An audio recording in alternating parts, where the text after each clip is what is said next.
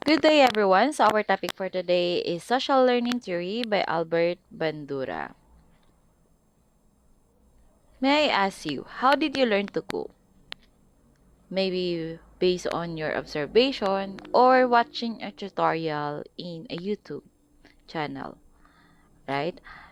Another question, can you think about a product that you have recently purchased based on a TV commercial or a vlog that you have watched?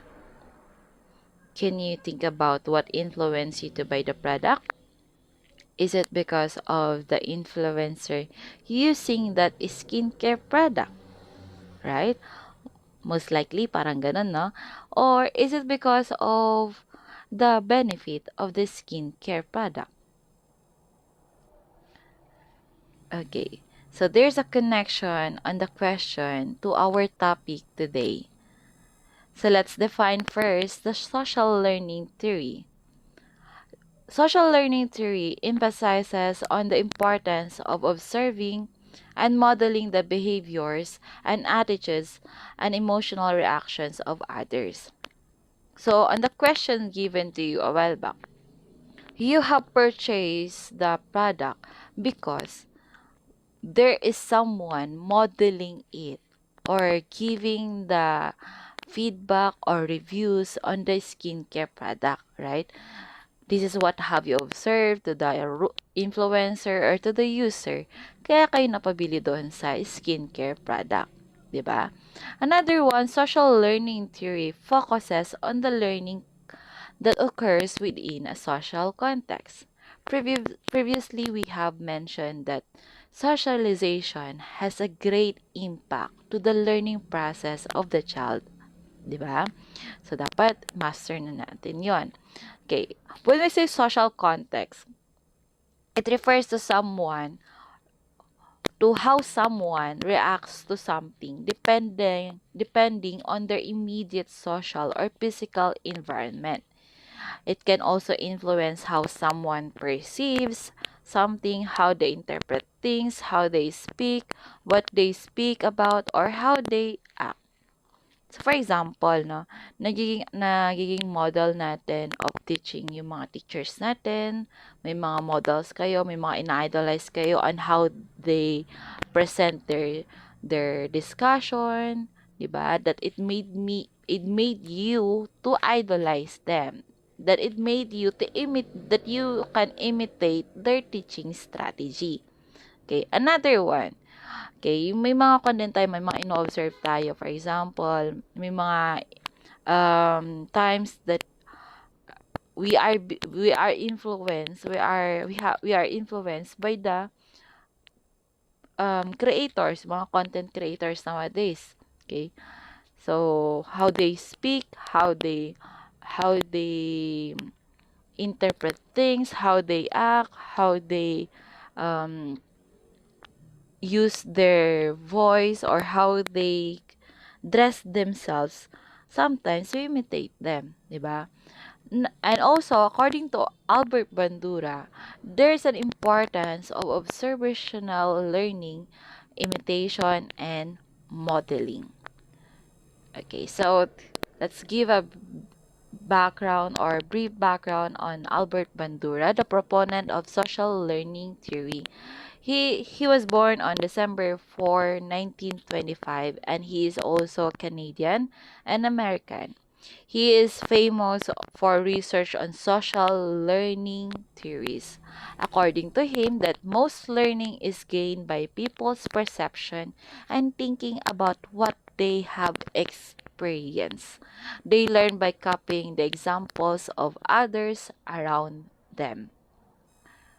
So we have here the basic social learning concepts. We have the observational learning, the intrinsic reinforcement, and then the modeling process. So let's talk about the observational learning. When we say observational learning, these people can learn through observation from the term itself, observation. This is what we see, what we perceive um, to others' behavior, how they interpret, how they speak, how they act. Okay. Another one, we have also the intrinsic reinforcement, or this is what we call about the mental states are important for learning. When we say intrinsic motivation, this motivates you to engage in a behavior because you have inherit the satisfaction of the activity rather than the desire for a reward, no? So for example, ngayon, you are doing or practicing your field demo or the street dancing. Maybe some of you doing it because of the reward or the grades in return. And some of you, you have that the intrinsic motivation or the intrinsic reinforcement that you have the eagerness to do the activity because you you wanted to fulfill something, or you have the desire doing the activity aside from having the good reward. Okay, another one is the modeling process. Learning does not lead to a change in behavior. Yes, according to Bandura, that learning does not lead to a change in behavior.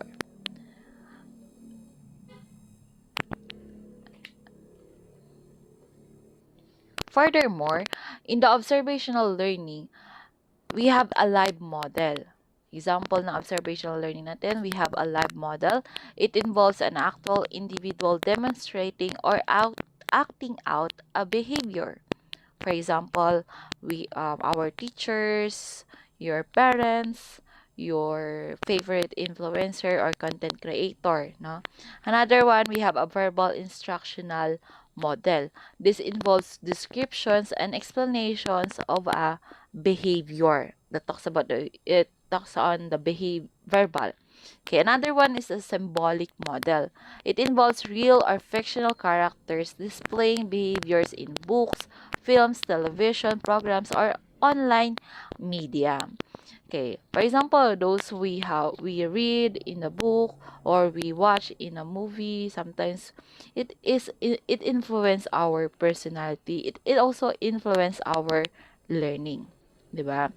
May mga models tayo, may mga idol tayo sa social media on how they speak, how they sing, how they handle their bashers, mga ganyan. So this is also an example of a symbolic model. Another one is the intrinsic reinforcement. So, a while back, it is a form of an internal reward such as pride, satisfaction, and a sense of accomplishment.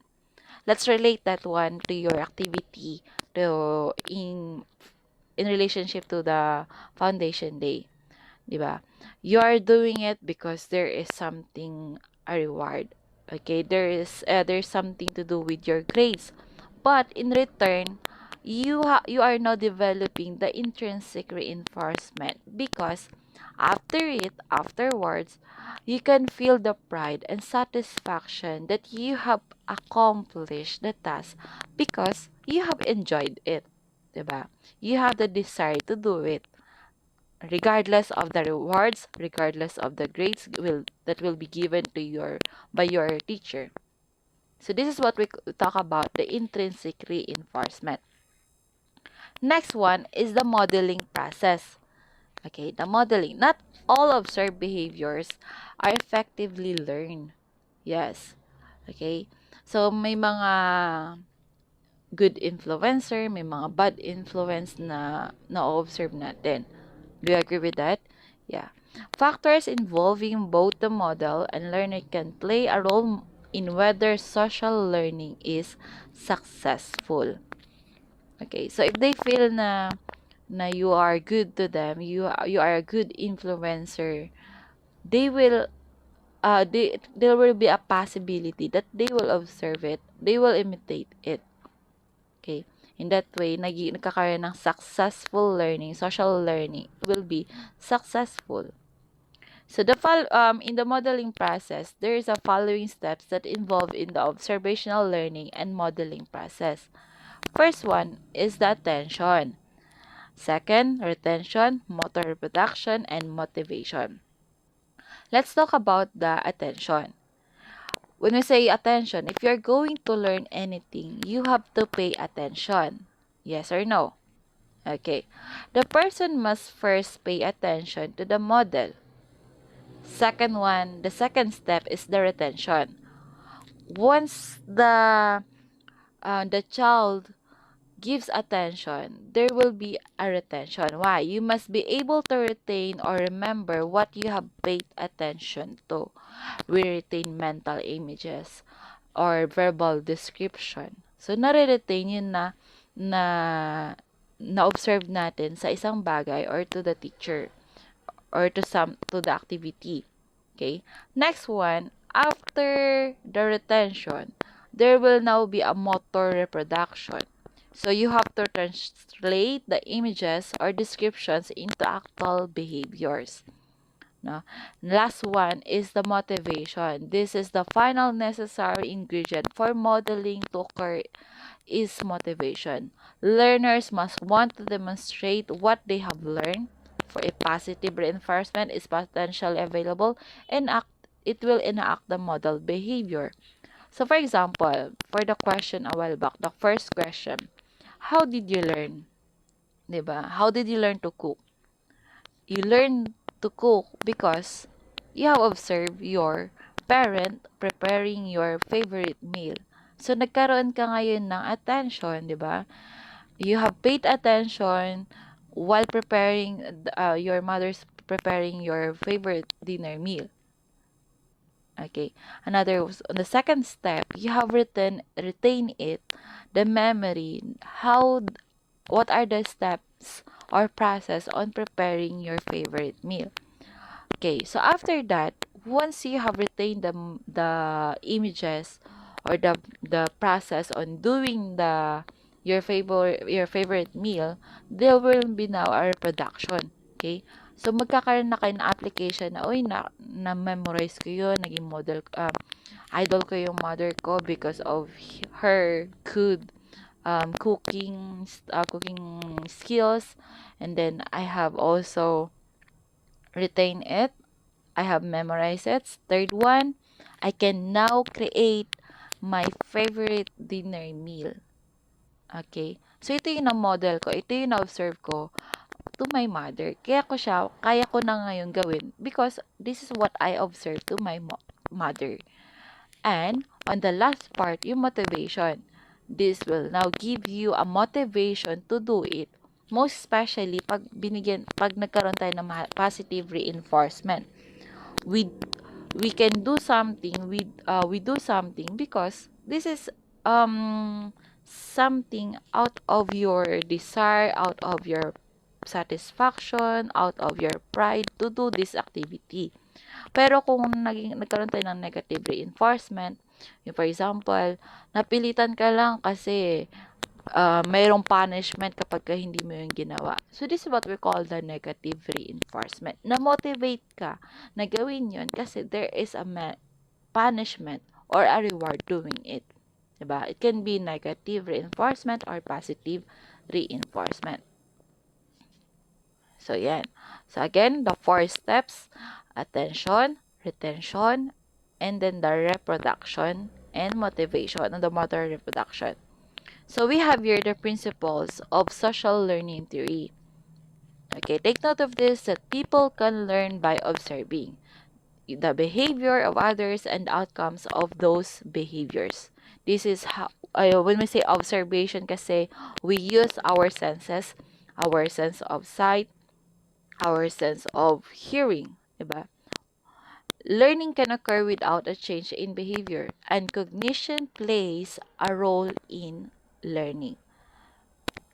When we say cognition again, this is something to do with your capability to think, to conceptualize, to reason out.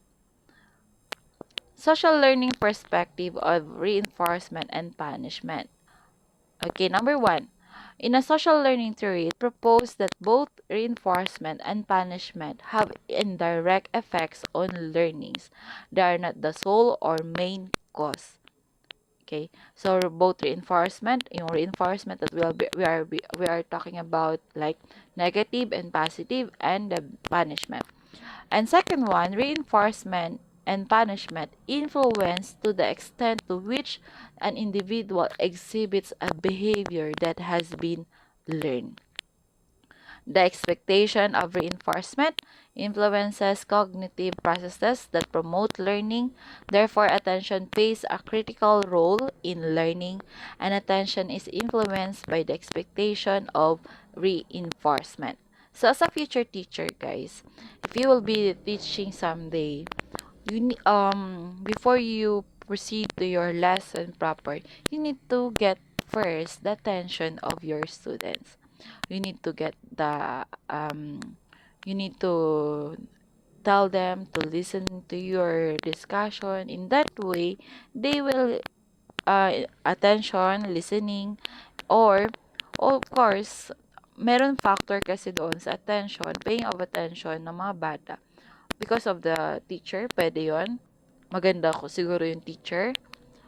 Nagkakaroon ng pay attention kasi strict yung teacher. Kasi mamaya, later on, merong surprise quiz or graded recitation.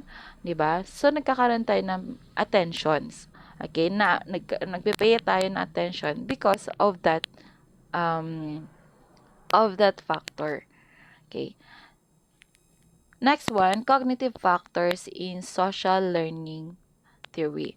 So, first, learning without performance, cognitive processing during learning, expectation, reciprocal causation, and then modeling. So, this is the research experiment. This is the most this is the most famous research experiment of Albert Bandura, the Bobo the Clown. Okay, Bobo the Clown. So on this theory or on this experiments, the boys and girls watch a video of a person performing a violent act on a blow-up clown named Bobo. Okay, so in this picture, this is the Bobo doll. Okay, the use of kicking, punching, and hammering were modeled. So after that, after watching the video given to the children, they were left alone with the same blew up clown, with the same Bobo doll. Itong nandito sa picture natin. You know what happened to that experiment? When they left alone, they have performed the same behaviors that they have observed. That means they have imitate what they have observed, what they have seen to the video. Okay, you can watch it, the Bobo experiment, in YouTube. So that means, guys, most especially lalo na sa mga bata in a primary level, sa mga toddlers, okay, primary stage, we should be very careful on what we have model, um what we act, on how we act to something, kasi it will give impact. It has a great impact to the social learning of the child. Okay, so let must be careful on our behavior, on our attitude. And then, 'di ba, yung mga movies or mga napapanood natin, that's why we should be very careful, or as much as possible, we should give them a 1 hour screen time lang.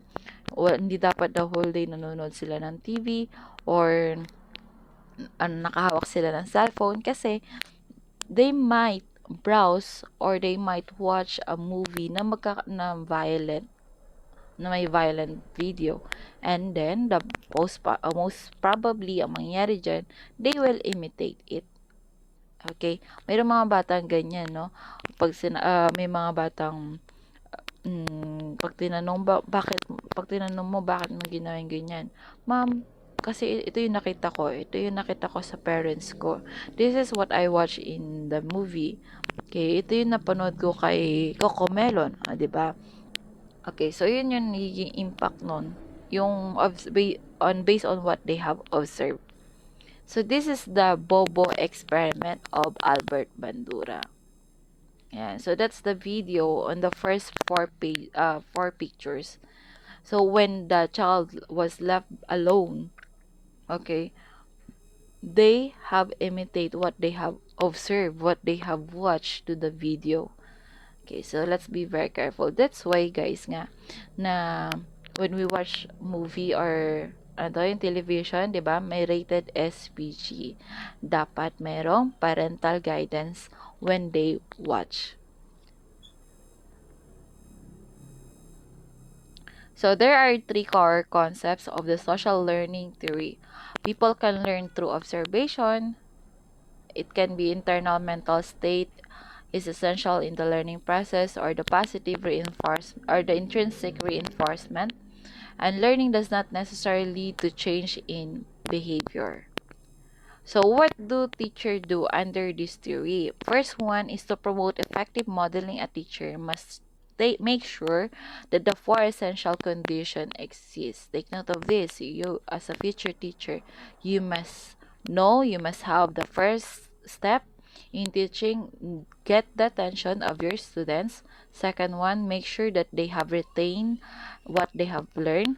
Next one, motor production, give them an application. And then last one, once it has a successful learning process, there is a motivation. They can do it on the next day around, or it will also give a longer impact to their self, yung napag-aralan nila sa iyo. And teacher must model appropriate behaviors and take care that they do not model inappropriate behaviors. Yes po, as a teacher, we must be a good role model to our pupils. Lalo na mga bata ang mga hawak ninyo. Okay, pag nakita kayo ng bata, tumatawid kayo sa hindi pedestrian lane, pero ikaw na teacher, you have recently discussed about mga rules and policies in the community, tapos ikaw pala tatawid ka sa hindi pedestrian lane, gagayahin ka na ngayon ng bata. And when they ask the child, bakit ka tumawid dito sa hindi pedestrian lane? And they will answer it na, this is what I observed. I saw my teacher passing to the sidewalks or to the kalsada na hindi pedestrian. Okay? And teachers should help students set realistic expectation for their academic accomplishments. Ito rin po guys. If we have a super high standard or super, ano to, a high standard, a high expectation to our students, ang reality niyan, maging possible outcome niyan, is mahihirapan yung mga estudyante ninyo. You cannot get the attention of what you wanted. You cannot motivate your students kasi masyado mataas yung expectations mo sa kanila. And what do students do under this theory? First, students often learn a great deal simply by observing other people, and students must believe that they are capable of accomplishing school tasks. Students should closely observe appropriate behaviors and learn from them. So how can we apply Bandura's theory in the classroom? First, you must carefully select the audio visuals that are to be used in the classroom. Diba? Ngayon, every classroom, they have their own television. Okay? Or social media. No, the media dun sa loob ng klase. Excuse me. So, let's make sure na yung mga nakalagay sa television, sa radyo natin, are mga educational videos yan. It doesn't mean to say na, may TV naman ako, mama, I'm busy. Okay, tapos bigla mong sinerch yung TV mo, yan, biglang ibang lumabas, nag-Viva Max na. Ikaw naman, iniwan mo yung mga estudyante mo. So, paano yan? Yun yung napanood nila. This is what they have observed. So, so mangyayari dyan, pwede nilang i-imitate yung napanood nila. Okay? So, next one, create a sense of collective efficacy by emphasizing teamwork. Pag sinabi nating self-efficacy or the collective efficacy, this refers to an individual belief in their ability to complete the task. Okay? So, we must motivate our students, your pupils, that they need to believe on their capability to finish the task. Okay, kaya nga ako sa inyo pag meron tayong recitation, lagi kong sinasabi sa inyo na hindi mo alam. I mean, hindi pwedeng wala kang alam. Hindi pwedeng hindi mo alam yung question. Kasi alam ko, in your side, kailangan lang nating i-dig up lang and i-motivate yung self natin na kaya nating sagutin yung question given by your teacher. Na kaya natin i-accomplish yung activity given by your teacher. Kasi once we are done with that activity, we can feel the the sense of accomplishment, sense of pride, and satisfaction. 'Di ba? Kaya nga sabi ko sa inyo in the beginning that my rule is you need to obey first before you complain. 'Di ba? So once you have done your activity, then that's the time that you can complain. Pero pag nag-complain ka, that means, for example, nagawa mo na yung activity, nag-complain ka pa, that means there's something wrong with the activity given by your teacher. Pero kung nagawa mo yung activity na yon and then na-satisfied ka sa ginawa mo, that means na-motivate ka doon sa activity na binigay ko sa inyo. So next one, you must set goals for students to accomplish. Have them keep a record of this accomplishment. Kaya we need to give them a portfolio, okay? O kaya dapat every student should have their portfolio. Ilalagay nila yung mga accomplishments nila doon, mga drawings, mga activities nila, exam papers, or in a bulletin board, 'di ba sa mga classrooms, may isang area for the accomplishments ng mga bata. And then in that way, na-post yung activity ko. Okay, so the next time around, they will be motivated to do it. And the second time, mas gagalingan ko pa. So next one, incorporate technology by putting the students' challenges and accomplishment online on the class website so they can show their friends and family. Yan, ito yung kanya yung trending nowadays, 'di ba? May mga pinapagawa sa mga teachers na okay, please upload it and then so that others internationally they can show it, they can view your activity. Just like yung namin, yung sign language ng mga students ko, no? Hindi lang yung mga friends nila and family or and in the Pangasinan.